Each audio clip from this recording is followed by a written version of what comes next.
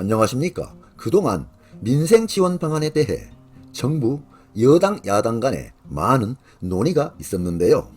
드디어 정부는 2025년 추가 경정 예산안을 확정하여 발표하였습니다.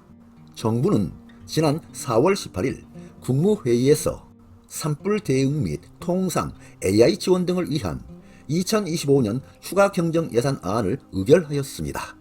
정부가 지난 4월 18일 발표한 약 12조 원가량의 추가 경정 예산안에는 민생 지원 예산 4조 3천억 원이 포함되어 있는데요.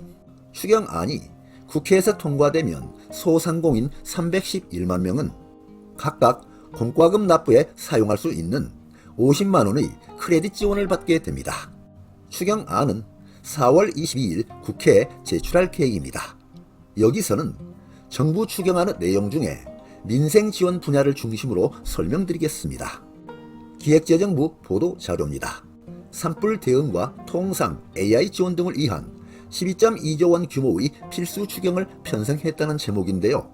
재해 재난 대응 3.2조 원, 통상 AI 지원 4.4조 원, 민생 지원 4.3조 원 등이 지원되고 시급한 현안과 직결되고 효과성이 높으면서 신속하게 집행 가능한 사업 중심으로 선별했다는 내용입니다.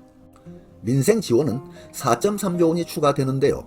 소상공인 경영부담 경감 2.6조 원, 영세 중소사업자 매출 기반 확대 1.6조 원, 취약계층 생활안정지원 0.2조 원이 추가됩니다. 민생 지원에는 4.3조 원의 예산이 투입이 되는데요. 소상공인 대상 50만원 크레딧 지원 및 정책자금 2.5조 원을 확충하고 전통시장, 골목상권 등의 매출 신장을 위해 상생 페이백을 신설합니다.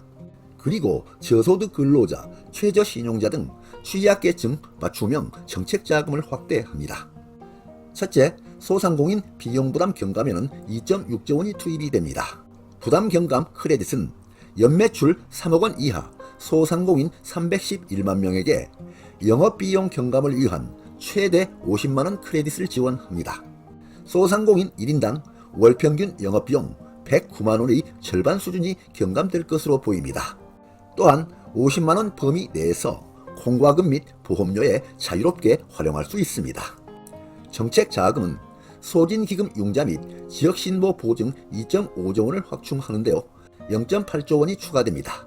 창업 초기 신용취약 소상공인 2만 명에게 융자 0.5조 원이 확대됩니다. 코로나 이후 재정 여건이 크게 악화된 신용보증재단 중앙회에 정부 출연을 확대하여 보증 여력 2조 원을 보강하는데요. 0.3조 원이 추가됩니다. 신용카드는 중신용자인 4에서 7등급 소상공인 대상으로 6개월 무이자 할부를 지원하는 1,000만원 한도의 신용카드를 발급합니다. 그런데요, 이는 마이너스 통장과는 달리 금융권 총부채 DSR에 영향을 주지 않는 방식으로 활용합니다. 재도전 지원은 폐업 소상공인의 점포 철거비 및 재기사업화, 경영진단, 재창업 자금 등을 지원하는 희망 리턴 패키지를 확대하는데요. 494억 원이 추가됩니다. 점포 철거비는 3만 명에서 4만 명으로 재기사업화 지원은 2,500명에서 2,750명으로 확대됩니다. 두 번째, 영세 사업자 매출 기반 확충에 1.6조 원이 투입이 됩니다. 상생 페이백은 연매출 30억 원 이하 사업자에게 사용한 카드 소비 증가액의 20%를 최대 30만 원, 월 10만 원 한도 내에서 환급을 해줍니다. 그런데요, 이는 대형마트, 백화점, 유흥점, 명품점, 온라인 거래 일부, 자동차 등은 제외가 됩니다. 또한 추가 소비 환급 효과가 영세 자영업자에게 돌아갈 수 있도록 환급금을 온누리 상품권으로 지급합니다. 공공배달 앱은 소상공인의 매출 신장과 배달 스스로 부담 완화를 위해 공공배달앱 이용 시에 할인 지원을 하는데요. 신규로 650억 원이 투입이 됩니다.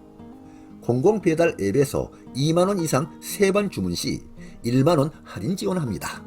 취약상권 환급은 전통시장 등에서 디지털 온누리 상품권으로 결제 시 사용액의 10% 환급 행사를 실시합니다.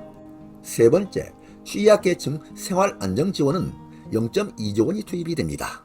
금융 취약계층인 저소득, 청년, 대학생, 최저신용자 대상 맞춤형 정책자금 2,100억 원이 추가 공급됩니다.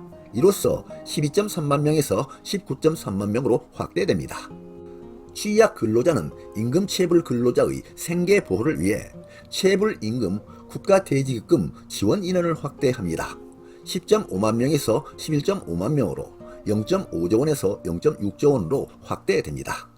그리고 저소득 산재 근로자 생활안정자금 융자 공급을 확대하는데요. 1.8만 명에서 2.1만 명으로 확대됩니다.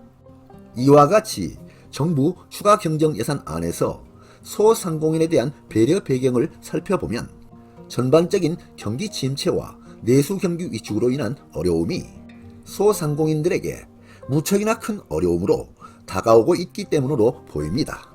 국내 소상공인 10명 중 4명은 창업 후 3년을 버티지 못하고 폐업하는 것으로 나타났습니다.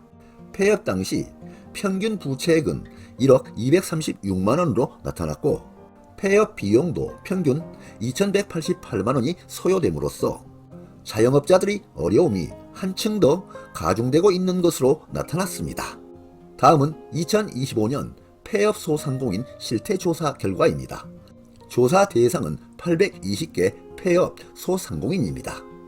이들의 평균 영업기간은 6.5년, 1년에서 3년차 단기 폐업은 34.3%, 1년 미만 폐업은 5.6%로 나타났습니다. 다음은 폐업의 가장 큰 원인입니다. 수익성 악화 매출 부진이 86.7%, 개인 사정이 28.7%, 신규 사업 창업이 26.0%, 임대기간 만료 행정처분이 21.8%로 나타났습니다. 다음은 폐업 유발 요인인데요. 복수응답 결과입니다. 내수부진 고객 감소가 52.2%, 인건비 상승 부담이 49.4%, 물가 상승으로 인한 원재료비 부담 증가가 46.0%, 임대료 등 고정비용 상승이 44.6%로 나타났습니다. 오늘은 정부의 2025년 추가 경정 예산안에 대한 설명을 드렸는데요. 시청자님들께서는 이런 민생 지원 방안 관심있게 지켜보시다가 시행이 되면 오늘 안내해드린 내용 참고하셔서 지원금 신청하고 수급하시는데 활용하시기 바랍니다. 네, 오늘 동영상 주제는 2025년 정부 추가 경정 예산안이었습니다. 많은 도움이 되시길 바랍니다. 끝까지 경청해 주셔서 감사드립니다.